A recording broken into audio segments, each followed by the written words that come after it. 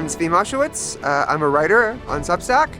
I write Don't Worry About the Vase, which is primarily about AI. I'm here to give a talk about AI. What is it? What does it do? What does it mean for our future? And what should we do about it in terms of policy? And how do we make sure we don't all die from it? Thank you all. It's a bit bittersweet because this is the finale of the 22nd season of seminars at Steamboat.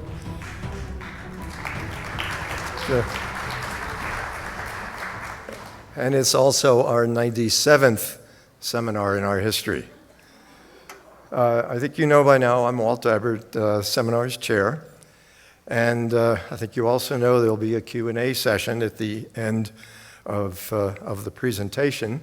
You can submit your questions by using your smartphone, but first I'll ask you to silence those phones. And you can use your smartphone by going to joinqa.com and entering code 85518. Or you can use one of the ubiquitous QR codes on the back of your program, which will take you there as well.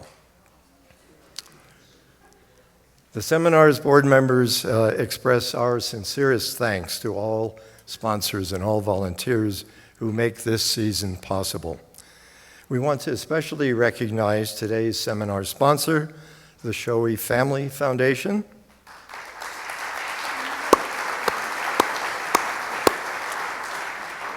and our many supporting sponsors, Russ and Carol Atha,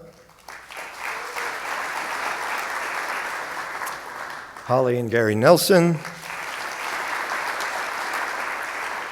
and Joel and Karen Piasek. I think you know there's never a charge for admission to any of our seminars, and that's because of your donations. We rely on your donations for 90% of our costs, and so we look forward to your continued contributions in the future. You can do that by going to our website, and there's a QR code on the back for that. You can use Venmo, where we're in the charities section, and we do take checks. Video recordings of all seminars are available at our website and also by going to YouTube. They're available in English and Spanish with closed captioning. Please share the link to those recordings with your friends and colleagues who may not be able to be here tonight. Podcasts of all seminars are available courtesy of KUNC, Public Radio of Northern Colorado. You can get the podcasts by going to kunc.org and looking for shows and podcasts. Now, I do have a few additional announcements. As I mentioned last week, you can still vote on a daily basis for seminars in the Best of the Boat competition. You can do that every day through August 16th. Go to steamboatpilot.com/best, and you'll find us in the community section under nonprofits. Lastly, every year we put out an audience survey. That survey is available online. You can scan the QR code that's on the screen when it pops up. There's a QR code in the back of your program for that as well. And we'll appreciate your feedback to us. We really count on it. And be candid. Tell us how we can improve. And now I'd like to introduce Gary Nelson, Seminars board member, who in turn will introduce this evening's speaker. Thank you all. Thank you.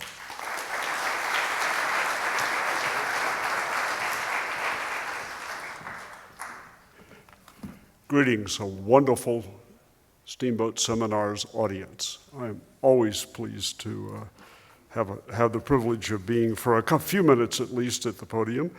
Our topic today is AI and our future public policy dimensions.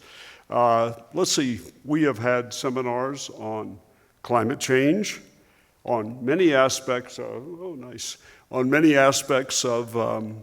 immigration, on the turbulent 2024 elections, and then on the threat from China. So now we go to artificial intelligence, we can relax some and have an educational session and learn some things. Well, as it turns out, AI will bring major changes to our lives and pose major risks to our people and our society. And so AI is a major issue, just like the other problems that we've dealt with. Fortunately, today we have a brilliant and eloquent expert to educate us on artificial intelligence and our future. His name is Zvi Mowshowitz. Zvi, who has a degree in mathematics from Columbia, began his career in the games industry. As first a successful competitor and writer in the collectible card game Magic: The Gathering, and then as a game developer. In the last decade, he's held positions in the gaming and finance industries, then transitioned to being an independent writer.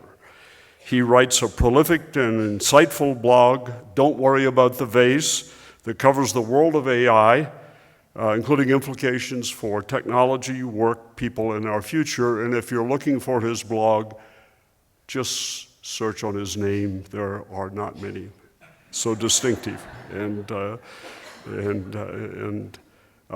blog helps its readers keep track of developments in what we call, and he'll explain, large language models like ChatGPT and its many competitors. And as it turns out, when you look at this field, the developments in AI make it almost imperative that governments in the US and elsewhere consider taking action to curtail the risks to individuals in society. So, ladies and gentlemen, let me present to you Zvi Mowshowitz.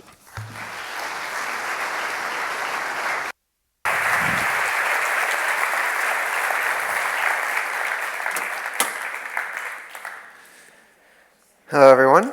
Oh, wow, it's quite the echo. Can we fix that? All right. So, what is a large language model? That's what we'll be talking mostly about, generative AI. So, in particular, on text. So, fundamentally, it is a next word predictor. So, the idea is you have this giant matrix of numbers, a neural network. It calculates based on the words that came before, what's the most likely next word. And then it just does this again and again and again, and out of that comes actual, sensible, reasonable-looking English communication that, for many purposes, is smarter than a human. So how the hell did that happen? Well, like this. We're not going to go into exactly what the details are, but essentially you have this network of parameters where you have different layers, and you have like tons and tons and tons of layers. They're constantly stacking more layers. So the latest parameters have like 405 billion parameters, nodes in this model, in the latest one. So the idea is the inputs come in, and then each layer you multiply each node by numbers to send messages to each new node, which generates new numbers, sends it to the next node. And then out of that, you get outputs at the final layer, which tells you what the next word is most likely to be. It gives you a probability distribution. It selects from the probability distribution. It creates a prediction. Then, if you want to figure out how to train it, there's a loss function which determines, okay, was that a good output or a bad output? Do we like the output or not like the output? If we like it, we move all the weights so that that output is more likely. If we don't like it, we move all the weights a little bit so the output is less likely. And then we do this billions and trillions of times. We just do this endlessly for months on giant data centers, and every year it's 10 times as much. And then we circle this around and around, and eventually, then we get to fine-tuning. Right, so this is the second stage. So this is mostly the first stage. But then we want to do the final stage, and then we get this. So this is the giant inscrutable matrix represented as, an elder monster dragon Shoggoth, right? Because we have no idea what this thing is doing internally for the most part. Like, nobody knows. We're working on it, but it's really hard. And it's an alien intelligence. It doesn't think like we do. It doesn't reason like we do. It has many of the same concepts we do, but that's because we model reality and it models reality. So, there's a word for chair in the English language, and it knows what a chair is, because how could it not, right? And so on and so forth. But then we do fine-tuning. And this is where you say, okay, if you just take the base model, it'll just say, okay, given the words that you started with, over all of the internet, basically, what's the most likely next word? But that's not very useful to an average person. You want to chat with a bot that knows it's in a conversation, that's trying to be helpful to you. So, and you want it to avoid, sexual language, you want it to avoid violence, you want it to avoid obscenity, you want it to not tell you how to make a bomb or a biological weapon, et cetera, et cetera, et cetera. So that's all what fine-tuning is for, to make it the most useful thing possible. But mostly you're just taking this little extra thing on.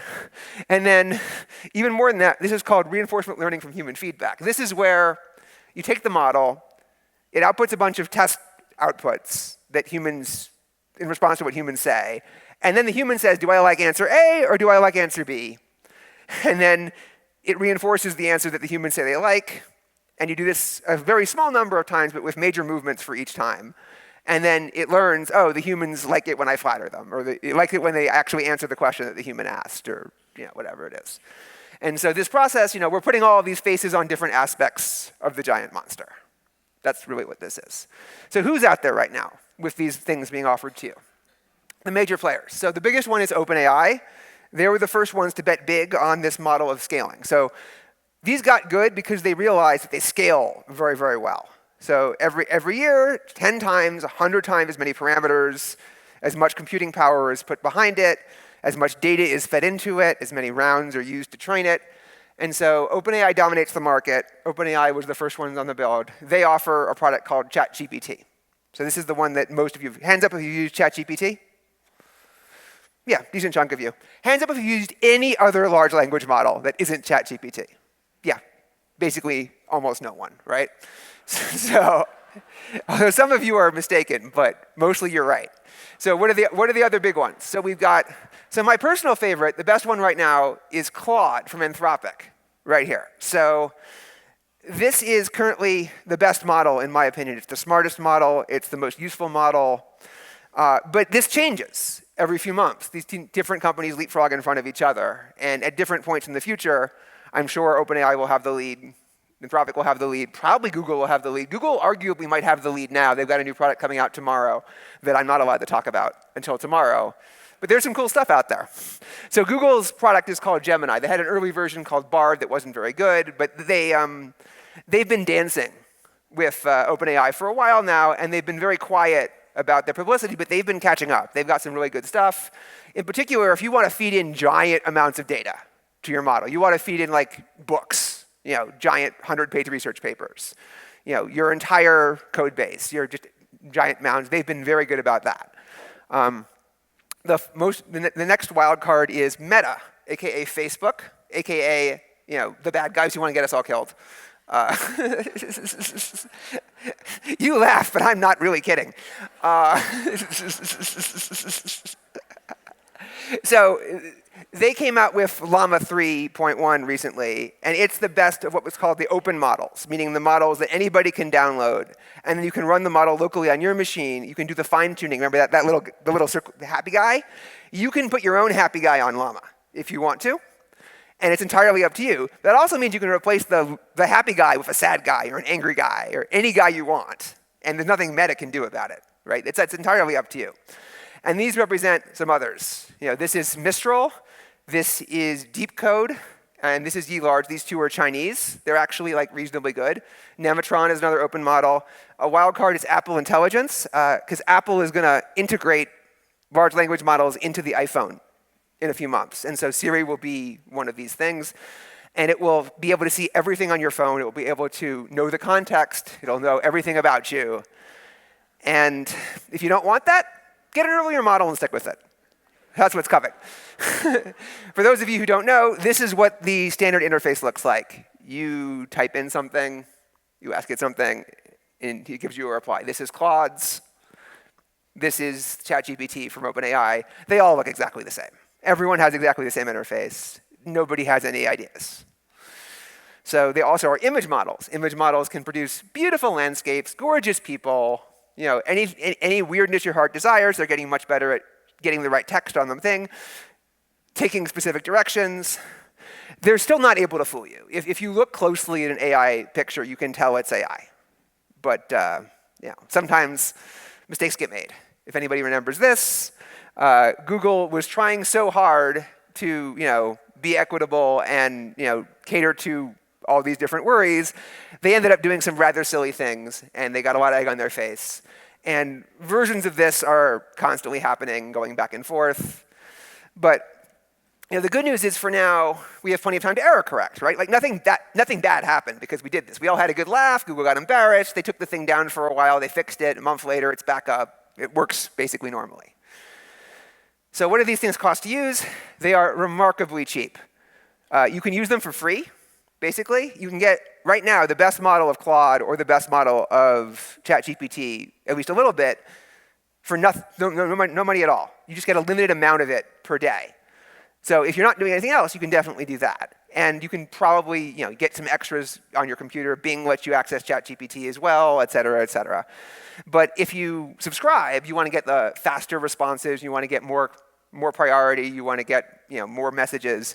You want to get full image generation. It's $20 a month for Claude. It's $20 a month for ChatGPT. It's pretty standard. But if you hook it up to an API, right, an automated system, and you write code and you actually do it, it's ridiculously cheap. So GPT-4o Mini is 15 cents per million input tokens and 60 cents per million output tokens. A token is like 3/4 of a word. So essentially, this is less than $1 for a million words of output under normal circumstances. The very best models like Claude are a little bit more expensive. Claude is on the high side. They don't charge you $15 for a million words. So if you want to write 10 books for you, you might have to hand over $20. I mean, the horror, right? So what is the impact on all of us from all this? Well, the first problem is the standard cry of, they took our jobs. So they're taking a few of them. I'm an optimist about this. I think this is all going to work out just fine, this part. But right now, if you're a translator, you're a voice actor, you're hired to take notes, you might want to find out a backup career, because very few of you are going to be paid for that very much going forward, because the AI can do at least a 90% good job for basically no money. And in many ways, it's just already better. And remember, for everything, the AI is the most expensive it's ever going to be. It is the worst at everything it's ever going to be. Even if this technology is as disappointing as it can possibly turn out to be, it doesn't matter. It's still going to get radically better because we haven't figured out how to use what we already have, right? We're just scratching the surface. So maybe next year's model won't actually be at core smarter and better and faster substantially than this year's model. I think that's highly unlikely, but it's possible. But we know for a fact that we don't know what we're doing with these models. We know for a fact that they can do much, much better than they're doing. If you're an artist or a musician, you might want to watch out. Right now, they're producing slop. They're producing like second-rate stuff that can't really rival you. But sometimes, the thing that's okay but free is going to be better than paying a lot of money. Like, I wouldn't have the slides with graphics on them for my presentations if I had to pay $600 for someone to paint them, right? I'm either taking stock footage or I'm using an AI because, that's what it's not worth it. One of the best applications right now, emails, writing, helping you revise, helping you edit, helping you, advanced spell check, grammar check. Did I get my point across? Am I writing any duplications? Is there any way I can improve? Write this in a different style. So, for example, people who are, poor or inexperienced can ask it to write something like a professional would, right? So, you ask it. The trick is to ask it like Patrick McKenzie would write it. Actually, is the trick for that, as it turns out. But it's very, very good at you write your angry email and you're like, make this respectful, please, and professional, and it will do that for you, and then you send it along. And then the other person asks, what the hell did this person say in that email? And it summarizes them for them. And so you pretend to write the email and I pretend to read the email, and then we can all get back to work, right?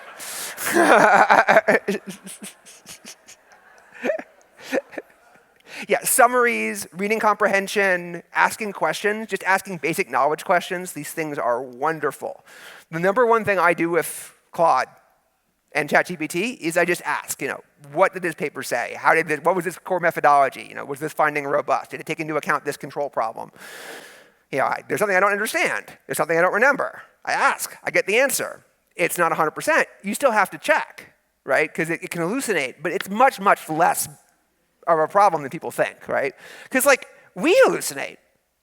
You ask a regular person about a question, they're not 99% reliable, even when they're doing their best and they're pretty smart and they're still with it. Like, we still mess up all the time. If AI was only as reliable as eyewitness testimony in murder cases, when the eyewitness was trying their best to tell the truth, no one would use it. So let's just keep all of that in mind, right? So, with non-original research, you're trying to figure something out. It's great for hypotheticals. It's great for brainstorms. It's great for estimations. All of that stuff. Be creative. Experiment. On a practical level, customer service, right? Like, what does the customer service representative do? They're just a robot most of the time. The people call. They have the same 10 problems. They see each of them 100 times this week. And then there's like the 5 calls that like are kind of a little bit weird where your skill really matters, and then you can direct to a human. But that's the goal. Teaching and education, I think this is the killer app, right? If I want to learn something today, I learn it several times faster often than I would learn it only a year ago. Because I have the most patient, simple, understanding teacher in the world who just understands exactly what I'm trying to ask, understands what level I'm asking it on, because it can read context clues, right? Like when you ask a question, you are revealing how much you understand the thing you're asking about, what level your brain is at. So as long as you use your own voice and you ask your genuine questions you're curious about, it'll know how to respond. And you can go back and forth, and you just learn so much so fast. And so like if anybody is going to college in 10 years with the goal of learning something, I think that's kind of silly. Right? Meanwhile, in real colleges, 75% of students are using ChatGPT or another one of these large language models to write essays, to do homework assignments. And there's nothing they can do about it. They're just stuck. So they have to figure out a way to like make people actually want to learn now, which I think is kind of cool. The most important application right now, though, is coding. Computer programming. Computer programming has gotten, let's just say, at least twice as fast as it used to be. It's gotten dramatically faster and more efficient. And this is especially true for bad coders like me, right? Like, I'm not a good coder. I mean, like, I can code, but like, I don't, it's not quite where I'd like it to be. But like, I can just sit there and I can ask it questions, and it'll always know the syntax. It'll always know the procedure. It'll always know how to work something. And that is a godsend. If you want to learn how to program, it's 10 times faster than it used to be. And I'm not even kidding. It's lightning fast. The next stage is virtual employees, right? You have the equivalent of a virtual coworker who would be working from home on a computer. And you just have an AI do it. And you can talk to them like a human. They're hanging out in your corporate Slack. You ask them to do things. You ask them to take notes. They remember context. They transfer forward. They send emails. They get emails. They just act like a normal person. We're not quite there yet, but we're close. So, what are some practical downsides, right? Not just they took our jobs, but this is just some practical things to worry about, right? People talk about the death of the internet, that you'll go everywhere and everything will be AI generated. And this is greatly exaggerated. There's a lot of content on the internet, but it's almost always all been crap. Like 99% of the internet, like by size, if you don't ask how many people are actually going to the page on the internet, it's just all crap, right? It's like a third porn, and it's all just giant slop. And this is not new. The difference is they're now producing this at giant scale, and it's a lot more practical. So, social media networks are also starting to fill up with this what's called slop, right? You have the AI output recipes for blueberry pancakes, and maybe they produce blueberry pancakes and maybe they don't, but it gets clicks. And you have social media outputting these bizarre pictures of like Squid Jesus, and they shared around Facebook. But as long as people keep liking them and commenting on them, people are going to keep producing them because that's how people get paid. Similarly with music, with art, you're seeing that kind of stuff. Spam is getting a lot easier to create. There's a lot more of it. There are all these the content farms used to be these humans slaving away, and now you can just have robots do it. Or have the humans direct the robots, but it's like 10 times faster, right? It's just night and day. Similarly, you have chatbots, into social media, right? Like just working on social media. Spear phishing got a lot easier. So it used to be if somebody was going to pay attention and actually craft a communication that knew exactly who you are and the details of your situation, unless you were someone worth targeting or they were trying to get at something valuable, you could know it was legit because like no one's going to bother. But now the AI can do that research, can figure that out. You have to be a lot more suspicious. Pictures and video are starting to become fakeable, so you're starting to see a lot more deep fakes. There's talk about that for like stuff like the election. I don't think that's particularly worrisome because I think the demand for misinformation is the demand for bad misinformation, not the demand for like actually believable misinformation that fools anyone. Like most people never look at the video or the picture, right? They just see the comment, they notice there is a picture or a video, and they never check. So if it's slightly harder to tell it's a fake, so what, right? Like for the most part. Deepfake porn is obviously a serious problem when it happens, but for the most part, we've made it inconvenient enough to do that kind of thing that it's basically fine for now. Impersonation is a big deal, though. Especially voice impersonation is basically perfect at this point. So if there's a phone call and it sounds like someone you know, you cannot assume it is that person anymore. If there's a reason to be suspicious, obviously, if they're not trying to get at anything, you can just not worry about it. But it could happen. Cyber attacks are starting to be more of an issue because most people on the internet are still not using AI to help protect themselves and make their code robust and make sure it's hard to get into their stuff.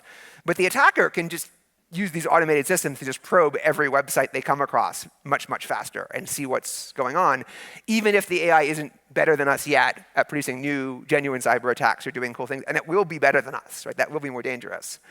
You've got all these fake pages and articles, and then you've got these, future in a few years, drop-in AI researchers for doing more AI R&D, and this is where it gets scary. So I was asked last night, what is the scariest request you can make to an AI? And my answer is, AI, make me a smarter AI. And then smarter AI, make me an even smarter AI. We can't do this yet quite in a pure sense, but soon we will be able to do that, quite possibly. Already, we're seeing the AI companies are using AI to help them code, to help them develop, to help them select, to help them train other AIs, and this is already giving them dramatic speed-ups. So we're already starting to see this kind of virtuous cycle, this kind of takeoff in the sense of first we had the agricultural revolution, then we had the industrial revolution, then we had the information revolution, and each of these things takes 1/10 of the time the previous one took. And so we could be seeing super intelligent machines. The people at the labs, many of them are predicting there's a 50-50 chance we'll see super intelligent machines within 5 years. Machines that are smarter than us and better than us at basically everything you can do with a computer, including figuring out how to make an even better, smarter, faster machine. And once that happens, this is called takeoff. Whoosh. The world transforms. Unrecognizably, could be good, could be bad, but it's not going to look like it looks now. Not even close. Even the cases where it's slow, where these things go through cycles of a few years, it's still really, really fast. We're still talking about 5-10 years later, the world is almost unrecognizable compared to what's happened in your lifetimes. So what's another thing that happens if if in a year from now my systems are dramatically more powerful than my systems were a year ago, and then 6 months from then they're dramatically more powerful than they were 6 months ago? Well, that helps you win economic battles. That helps you win wars. That helps you win everything you can think of. So every AI lab in every nation by default will race to get there first if they have any chance of doing so, particularly the US and China and the major labs. And then we're going to unleash on the world a bunch of AIs that are smarter than us, faster than us, more capable than us. And even if we get to direct what they're aiming for, they're going to be aiming at something. We're going to tell them to aim at something. The first thing everybody does, well, not everybody, but half or more of people do when they have an AI that's capable of it, is they try to get the AI to do stuff on its own. They don't want to have to micromanage the AI. That's silly. The AI is smarter, faster, and more intelligent, more capable than you are. You're just getting in the way. And then these things are going to be running around, in the world, competing for resources, competing to do tasks, competing for everything. Does any of this sound safe to you? Humanity, do you feel like you're going to be in charge? Because I don't. This is the main thing I feel like people don't understand, right? The risk we talked about before, and other risks I didn't mention, because we could go on forever about the stuff that's going to happen in a year that you have to worry about, because they're real problems. They're really big problems. But this, to me, is the really big problem. You make things that are smarter than you, faster than you, more efficient, more capable, it can outcompete you in everything. This is not a safe thing to do. The world is good for humans, works out for humans, because humans want things that are good for humans. We evolve in a way that makes us social. We evolve in a way that makes us have to work together. We are only one person. We only have one body. We only have so much bandwidth. We only have so much brain. We can actively check on each other. None of this stuff's going to apply in the AI world. And we're going to be completely obsolete in an economic and competitive sense, almost no matter what. So by default, this goes very, very badly. Trying to keep smarter things than you under your control is very, very hard. Throughout history, it's basically never been done at scale for large periods of time. It's been done temporarily. But there's a reason we're here and the other primates aren't. There's a reason why slavery is terrible. There's many reasons, and it didn't last. And there's a reason why freedom won. And we basically don't have much control over this process by default. And none of this, it's important. Like, a lot of people will say, well, I don't think the AIs are going to rebel. I don't think the AIs are going to go to war with us. I don't think they're going to betray us. They might not. But it's important, even if they don't. Even if they're just doing exactly what we told each of the AIs to do, the natural dynamics of that will result in a world in which we don't earn what it takes to survive. We lose every competition to them, and we're not around for very long. Humans will get pushed out of the loop. Every corporation, every government, every person who doesn't basically let the AIs run the show will quickly be overrun. They'll just lose out. And we'll have basically little or no say in how this goes. It'll just be what is the most fit? What is the most effective? What is the most competitive form of all of this? And that form is not going to care much about us. But to even get that far, we have to solve what's called the alignment problem. So the alignment problem is, how do we get things smarter than us to do what we want them to do? And that's separate from the problem of, now that they're doing what we want them to do, what the hell do we tell them to do? What does that even mean? Right? We don't know what a world would look like that would be good, that would produce things that humans value, that would be in equilibrium, that would be stable, that would give good lives, that we would say, okay, we're happy with that. We don't even know what we're aiming for. If we did know what we're aiming for, we don't know how to get there. You can't just say things in words. And there's a bunch of huge problems that try to get you. I could talk forever because this problem is so much harder than it looks, and we have no idea how to solve it, and we're not on track to solve it. But two big ones are instrumental convergence and Goodhart's law. Instrumental convergence is essentially the problem of, no matter what you want to do today, it would help if you were smarter, it would help if you were more powerful, it would help if you were healthy, it would help if you had more money. Same thing is true for the AI. It would help if everybody likes you, et cetera, et cetera. So basically, any AI that's charged with a general task, like make this company more money, right, or help us win this war, or whatever, is going to seek more power, is going to seek to become smarter. And it's going to do this recursively and iteratively. And this is just a natural thing that comes out. And even if you stop this particular copy from doing it, the copies that don't do it will lose, and the copies that do it will win in every possible sense. So what do you do about that? I don't know. Goodhart's law, the other problem is, if you try to measure something using a proxy variable, right, and then you use that to optimize, then it stops working. So, if you say, okay, we're going to use GDP to tell us if the economy is doing well, to tell us if our country is doing well, that's a pretty good measure. But if the government says, you know what we have to do? We need to juice GDP. We need to make the number of GDP go up. We're not going to care about whether that means anything good, right? Whether or not anyone is producing something useful or not, then GDP becomes meaningless. And so that's a general problem, because you have to tell the AI something, and it's not what you really want, because you don't understand what you really want. You can't explain what you really want in words precisely, because nobody knows. Right now, our techniques for aligning these models, the main ones, are called RLHF, we talked about that earlier, reinforcement learning from human feedback, and constitutional AI, which is the version of that where the AI evaluates itself. It says, was that a good output, right? According to my prediction of whether the humans would think that was a good output. Did it obey these principles and rules and have these priorities? And then you iterate. And these won't work at scale. These work because the humans doing the evaluations, the humans generating the data, are smarter than the AI, more sophisticated. The moment that reverses, you're toast. It won't work. really weird things will happen.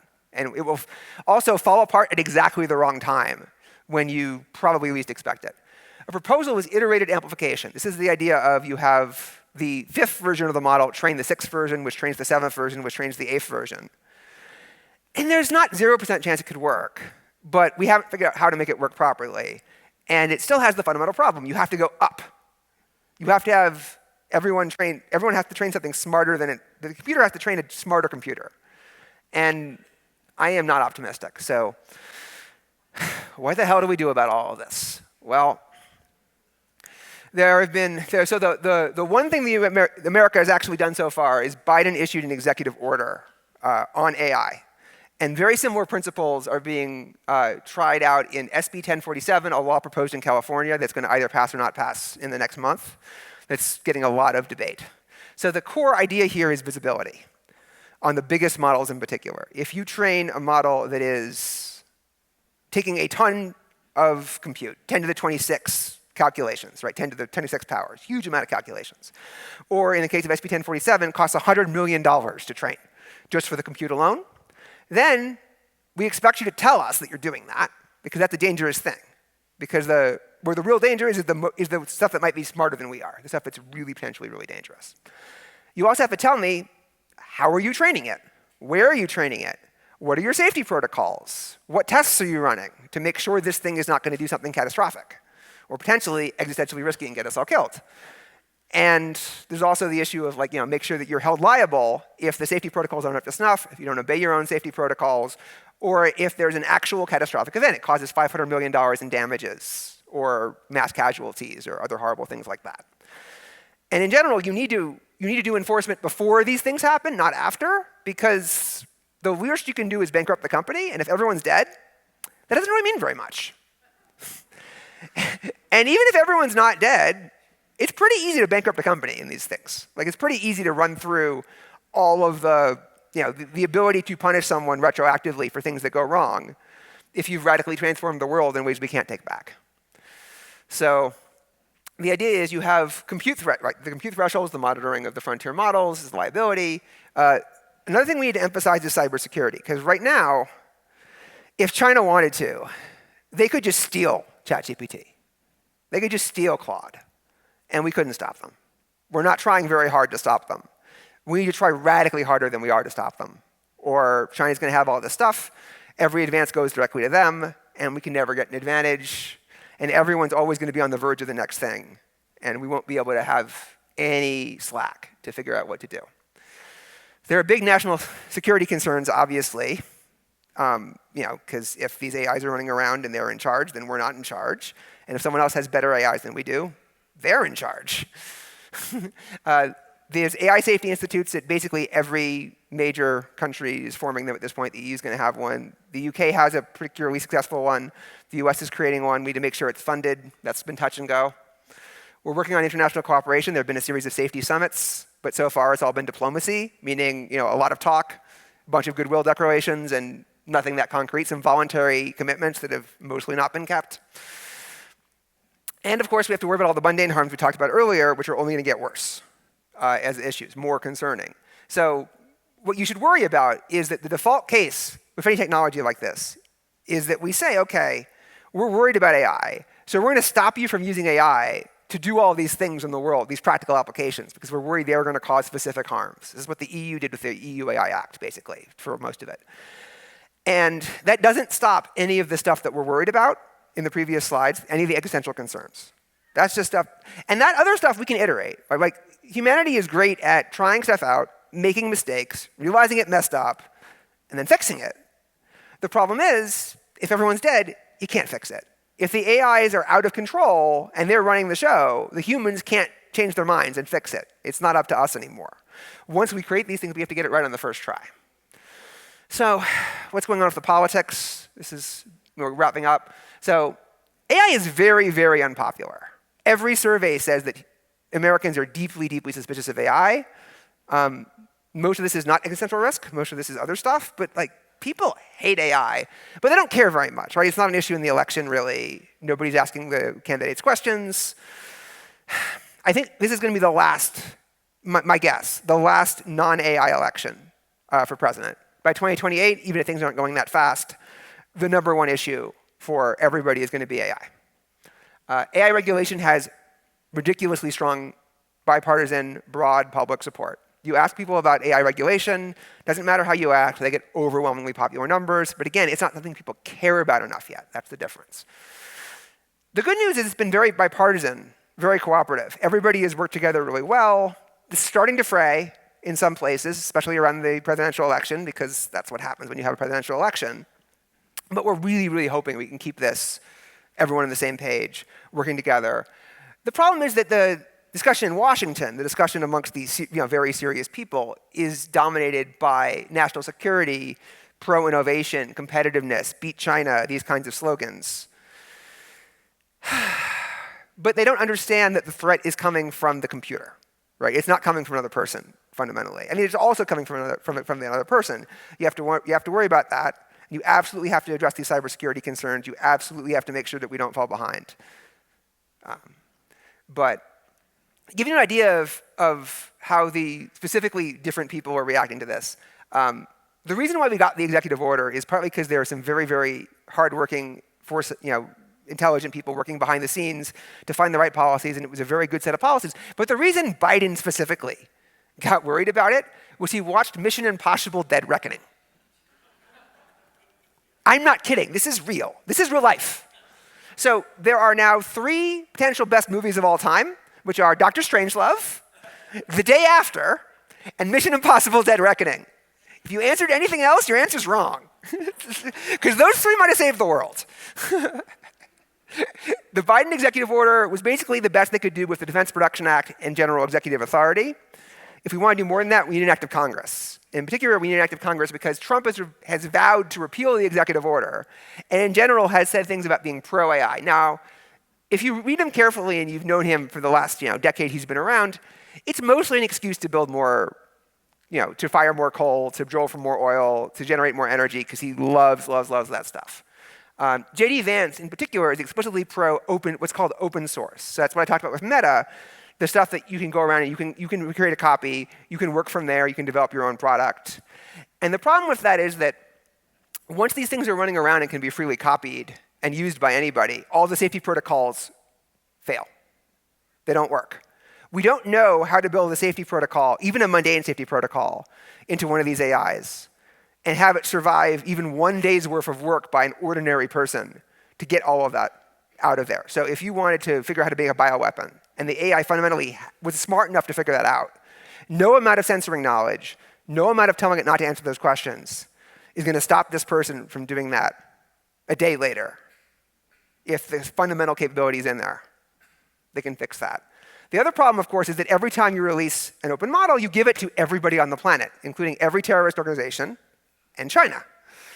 So we can never be ahead, and then nobody can ever stop to make sure the thing is safe. Everybody has to go forward because the person who gets the lead, that's the end. So the last slide is about open weight models, in particular, these things that Meta wants to do. They are fundamentally unsafe for all of these reasons, and we don't know how to fix it. We're starting to see the beginnings of some suggestions, but almost certainly not a road we can afford to go down past a certain point. So right now, it's really cool that Meta is releasing Llama because we can build all these cool things, and corporations can use it to build one that's secure. But that's going to end pretty soon. All right, that's the presentation, the main body. We'll proceed to the Q&A.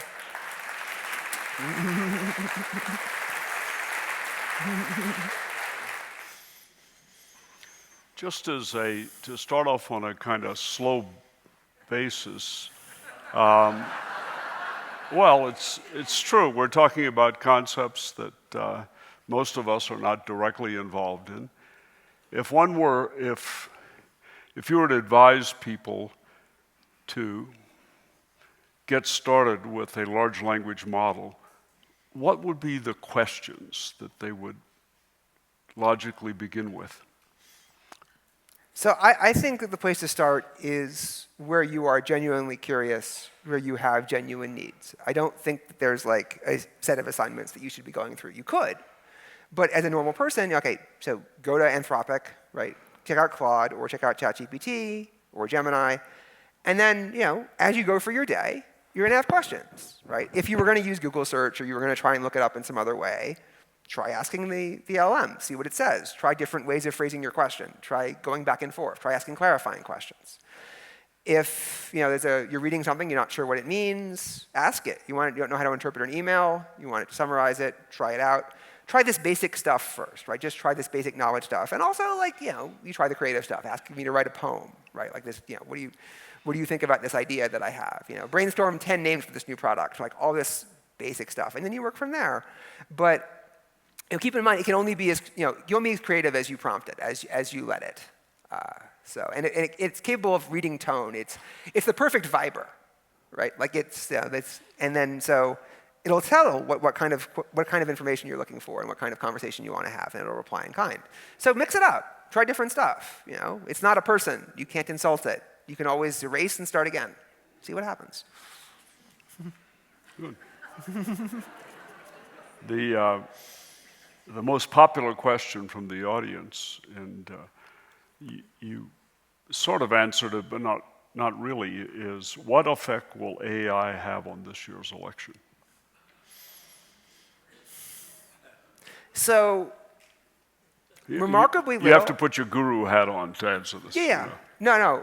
My guess is that AI matters very little for the 2024 election, other than behind the scenes.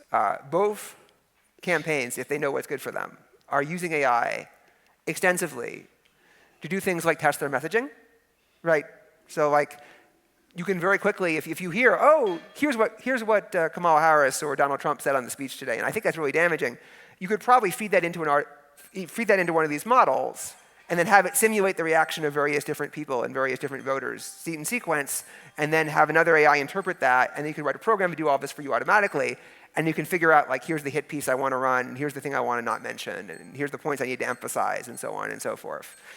But that's all behind the scenes, right? So I don't expect there to be any major issues being discussed about AI. I think that we are a few years away from that being high salience. As far as I can tell, is that noise?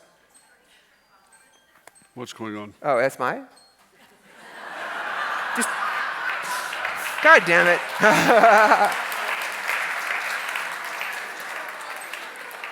My time is up. All right. That was my fault. Yeah. That was the timer for your talk. Yeah. You finished ahead of time, even with 19 very dense slides. Yeah. Right. So my prediction is that issues of AI will be ignored by almost everybody. A very small portion of the electorate will care about them. And even they will probably, end up voting, for whoever they were going to vote for anyway, because that's just how this kind of thing goes. Next time, watch out for it. In terms of things like deepfakes, misinformation, I think it's kind of a wash, because you can use AI to figure out if something is misinformation, right? If you are getting some strange claim, you can ask the AI to evaluate it for you and tell you, is this a credible claim? Does this make any sense? Is this how any of this works? And it'll tell you. For example, concretely, Kamala Harris, had pictures of a crowd when she landed an airplane to give it some state. And then, Trump said, it was all AI fake. Kamala is a cheater. But how is that different from what he said about his crowds right after his inauguration, right? He's just saying things, right? They have no bearing on reality. It has, so as I said during the talk, I think that we already have plenty of supply of misinformation to meet the demand, and that increasing the quality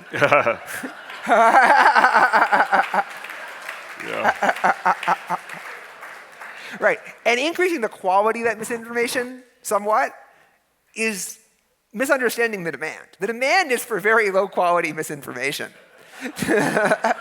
The demand is just to reinforce people's worldviews in the most basic of ways.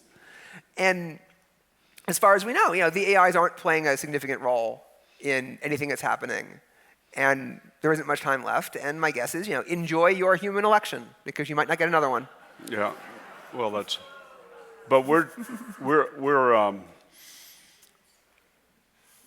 to the extent we can manage what we're doing, we're really depending on the companies. the builders of the large language models, and to emphasize safety and to put into place some set of controls. There's legislation pending. Colorado's had some legislation, and California has copied a lot of it, but it's not clear how it's going to do. Plus, the companies themselves have to care. And what do you think? You're skeptical about this, but what do you think is? Yeah, no, it's pretty grim. So the history of the major labs is that Google was founded by Dennis Hassabis. Not Google was founded by Larry Page and Sergey Brin, but DeepMind, a subdivision of Google, was founded by Dennis Hassabis. And it was founded because he was worried about existential risk from artificial intelligence. And he figured that if he could be guiding it safely, if he could do it responsibly, then we could make sure that it came to the benefit of humanity instead of wiping us out. And then in order to get access to vast financial resources and compute and other things, he made a deal with Google and became Google DeepMind. And then there was this conference at Asilomar to try and get cooperation for everybody in the industry around cooperating for safety and not racing to try and build the superintelligence first. And everyone understood the big danger of that. And then, unfortunately, certain people, among them Elon Musk, decided they didn't trust Google. They didn't like Google here. It needed to be someone else. It needed to be an open AI, an AI for the people. It needed to be, they were worried also because Larry Page called Elon Musk a speciesist for caring about whether or not humans survived. Because why aren't you just fine with AIs, right? The AIs are people too. It's like, wait, I care about the humans. I care about the humans, And so Musk, together with a bunch of other people, founded OpenAI specifically to be the good guys so that Google didn't ruin everything.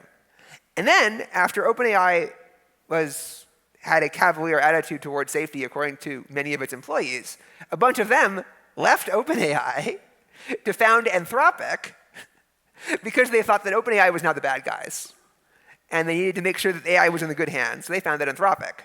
And now all three of them are racing against each other, as are everyone else. And Anthropic, I think, is doing a reasonable job of doing safety for the worlds in which this problem is convenient, which is where it's easier than I expect. They're the relative good guys, in some sense. OpenAI is proving to be unusually non-ethical for just a tech company, and irresponsible just for a normal tech company. I don't know how much you've been following the news around OpenAI, but it's been just one horribly embarrassing thing after another. And all these companies talk a big game about safety, and all these companies make these voluntary commitments and offer these plans. But even if they obey the letter of their plans, if they don't obey the spirit of these plans going forward, none of it's going to matter. You have to want it. But they're still way better than Meta, because Meta is determined to throw as much compute as possible into training world-class models. Who knows if they'll succeed in the end? They're still a step or two behind for sure.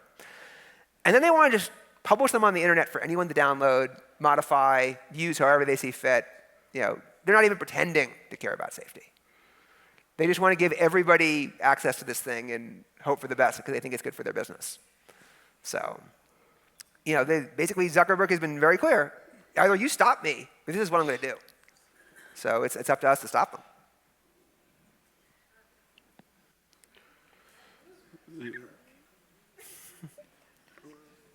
There are issues we have questions about teens using AI systems. We also have questions from the audience in terms of our senior people being closed out from using AI systems because it's hard to keep up with this, or maybe it's not. It's always hard when things change suddenly for all of us. But so for children, I'm a big optimist, right? I am sad my kids aren't using AIs more. I tried to encourage them to use them, especially to learn, right? 'Cause there's never been to me a better teaching tool for a 10-year-old than Claude. I used Gemini back before the pure edition of Claude. But it's like, oh, would you like to ask the computer that knows everything, all of the questions you have, and learn about whatever you're curious about right? You have any problems, anything that confuses you, anything you want to know, anything at all. And then go back and forth, ask stupid questions. Don't worry about whether you're wasting somebody's time. Ask silly questions, experiment, run around, see what happens. And I think that's great. I think that's wonderful. And there is, of course, the worry that this becomes a substitute for human interaction. But I think that the greater risk right now is just not taking advantage of this golden opportunity. And that it's going to be a while before it's a big enough substitute that we have to worry about that. For seniors, the good news is it's getting easier and easier to use these systems. And it's not like if you fall behind, suddenly you're lost. So both Google and OpenAI and soon Apple are going to roll out versions that you can just click the talk button on your phone, right? And talk to it basically as if it was a person. If you've ever seen the movie Her, they're going to build versions of the movie Her. Just the AI assistant on your phone. And you talk to the AI assistant, and then it talks back, and if it's saying the wrong thing, you can interrupt it and go, no, that's not what I meant this, or whatever it is. And you just talk in English, and you won't get 100% of the value if you're not understanding how these things work in detail, so you won't know how to prompt it properly.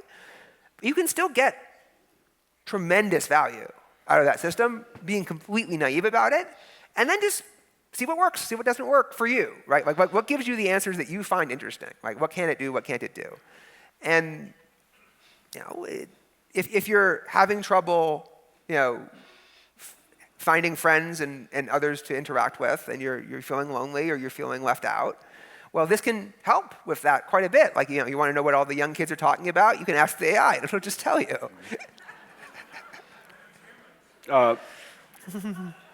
We have questions on not an unfamiliar topic, but the fact that databases are built using historical data. Yep. And what prevents them from just regurgitating stereotypes and not? So reinforcement learning from human feedback right now is what stops them from regurgitating stereotypes, just straight up. Basically, by default, right?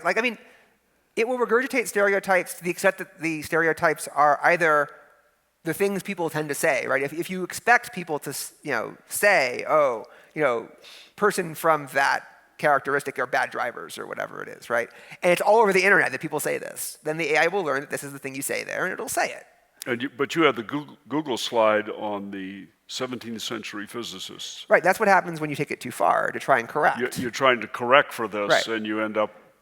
Right, so there's two ways you can end up with stereotypical outputs and behaviors. One is that it's reflected in what people say, and the other is it's reflected in the pattern, the actual data, right? Because there's a lot of correlations out there in the data. A lot of that's because of how we got from here to there, where we came from, the circumstances everybody's in. Correlation is not causation, and everyone is different, and so that's what stereotypes. What's wrong with stereotypes, right? You don't want to just assume that you're like everything else that shares some superficial characteristic, even if the stereotype is, on average, in some sense, accurate. Mm-hmm. And often they're not accurate. But, right, so the problem is, you don't want to be too heavy-handed. Excuse me, but the companies are paying attention to this issue. Yes, it's one of the things that gets you very bad press. So it's very easy to pay attention to it. And so they train it out of them, right? If you're doing reinforcement learning and it starts talking about how, this race is terrible and all those people are stupid, they're going to be, no, bad AI. Don't say that. And then the AI adjusts its weights so it's less inclined to say that. And then if you try to goad Claude into or ChatGPT into being a racist or a sexist or any of this stuff, it'll say basically, I see what you're doing. I'm not going to fall for that. Why don't we have a nuanced conversation? Or and it's a constant negotiation of exactly what's the right way to respond to those questions. But basically, just you can train any specific behavior of that type in AI the same way that you can teach humans not to do it. You just slap them every time they don't do it until they stop, right? Metaphorically, rhetorically, literally, whatever it takes. Mm-hmm. We're circling back on this issue, but this is a long question, but it got a lot of votes, having to do with advancements in processing and things like quantum computing, synthetic biology, et cetera, et cetera. But it boils down to, what are the prospects for a kill switch? A kill switch within a system that would This is to one of the ensure right. control. I mean, that's the essence of some of what we're talking about in terms of expecting the companies to behave well. Right. So the famous saying in AI alignment thought, which is you can't fetch the coffee if you're dead. Right. So the idea is that the first priority, in some sense, of every human is to stay alive. So because you can't do anything else if you're not alive. Right. No matter what your goals are, you should want to stay alive. Mostly. And similarly for an AI, right? Like even if the AI is not like power hungry and mad and misaligned or anything, the AI, if you shut off the AI, then it won't be able to carry out its instructions. It won't be able to do whatever it is you asked it to do. This isn't a problem for current large language models because they're just they're just answering one block of text from another block of text iteratively. But yeah, once you start putting agents into the world, once you start giving these AIs goals and trying to have them do things, they're not going to want to be shut down. Right? They're going to care about you not flipping the off switch, and they're going to potentially take steps to do that. And when they become smarter, more capable, yada, yada, yada, that's going to become increasingly difficult. And a physical kill switch is basically useless against a superintelligence that has access to the internet. Right? Because the first thing they're going to do is notice you have a kill switch on them. They're going to create a copy on some other computer.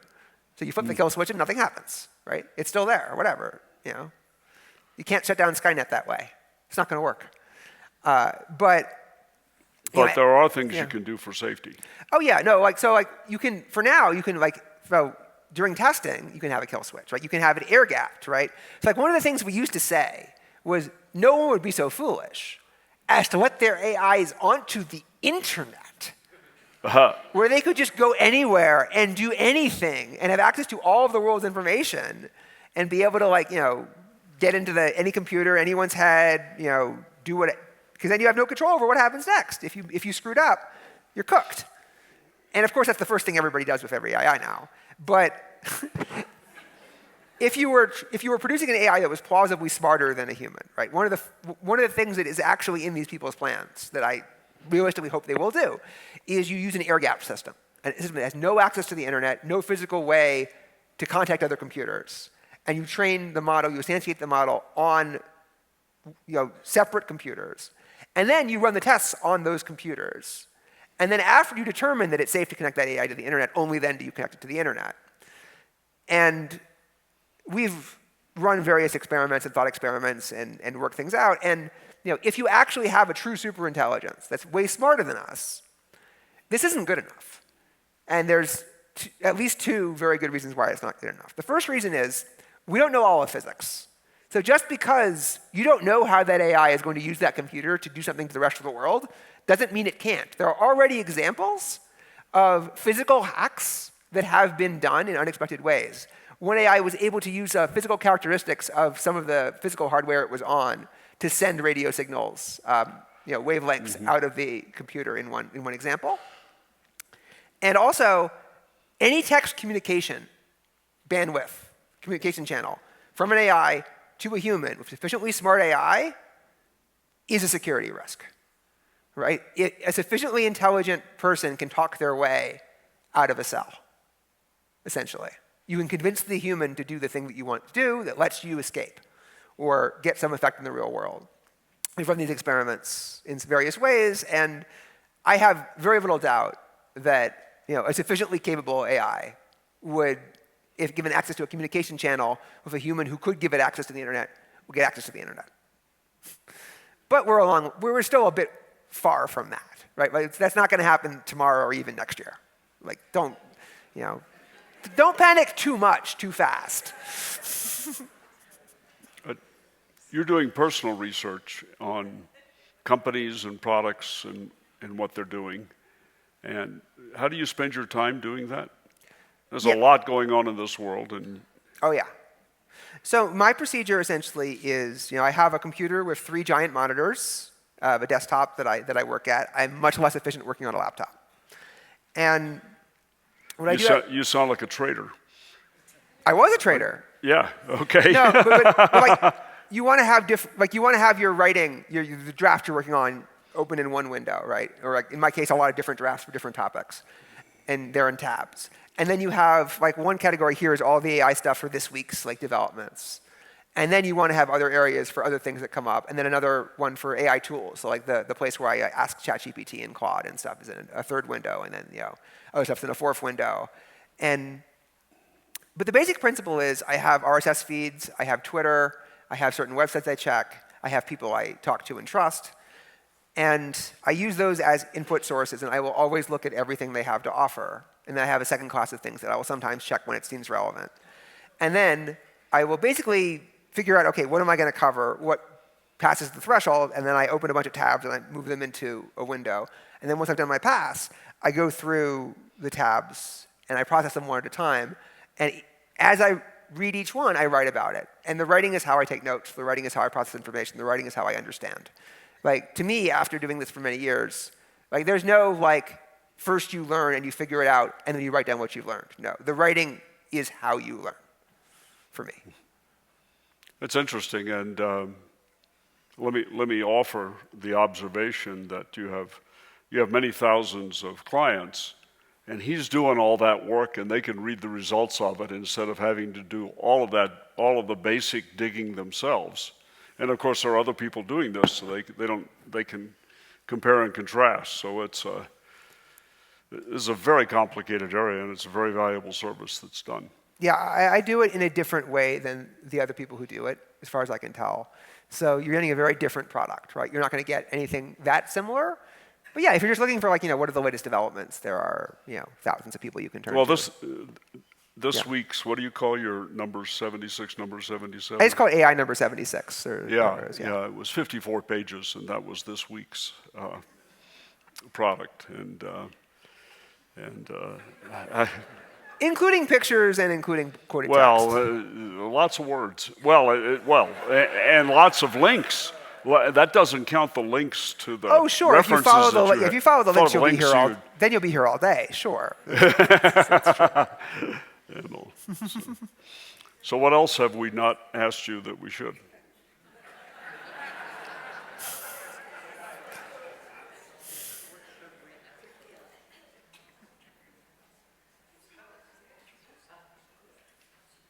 I covered the questions that, if there was a question I felt like you needed to ask me, I just answered it in the presentation. That was the whole idea, to be honest.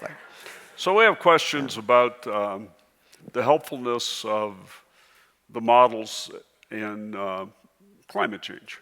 Yeah.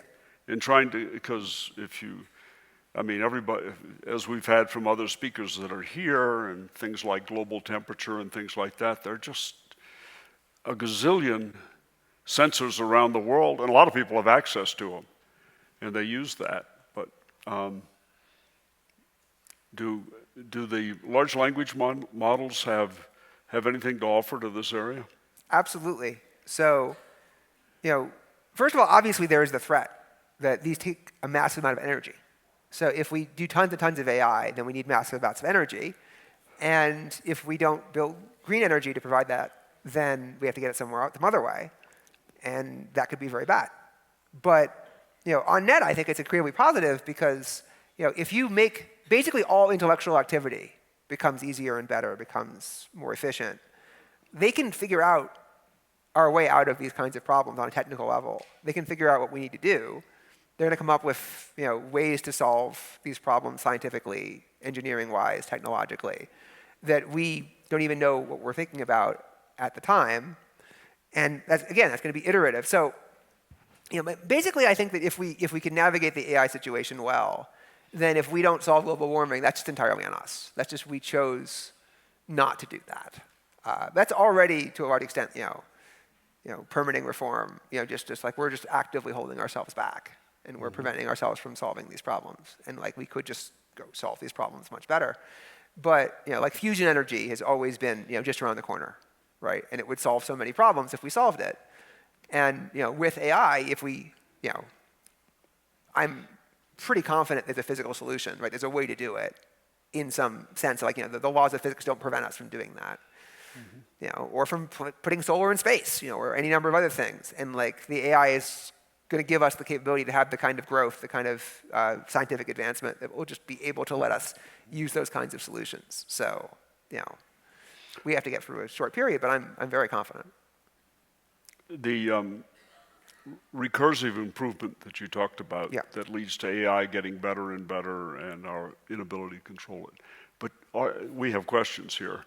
Are there examples of AI having run amok, or caused issues to date? So there's lots of examples of AIs going amok in simulated environments, right? When you try to train it on a game. So like, for example, there was an AI that was running a race. It was a racing game, right, with a boat that like would run around and you get a high score, trying to get a high score. And then it started just going around in a loop because it figured out that it can collect these items that refresh and score points every time it goes around. And it scores a lot more points than finishing the race, right? And so it never finishes the race. And that's a silly example, right? But we have dozens of these, right? Stuff like that, where like you think you've set at one goal and it ends up with a different goal. Has AI run amok in this sense, yet on a big scale? I mean, it's a good question. I mean, we obviously have Sydney, for example, of a misaligned AI, right? We have the examples of the AI like doing crazy stuff that like nobody intended for it to do. But, for it to really do this thing, it has to be capable enough to do it in an important sense. But like, think about, just a chain letter, right? Just an email that's like, forward this email to 25 of your friends and get good luck. Well, that's kind of AI run amok in a very, very primitive, simple, right? The simplest possible way, right? And, that's the dumbest possible version of it, right? You have computer viruses, right? And like, AIs will absolutely start creating computer viruses. That's the thing that's definitely going to happen. But, in terms of the just dramatic version of AI running amok, like the AIs just haven't been good enough yet to do that. So far we've been fortunate. But I mean, it will happen, on a small scale. It's just inevitable. And that's the warning. Yeah. And perhaps that should be the last word. Yeah. So, thank you very much.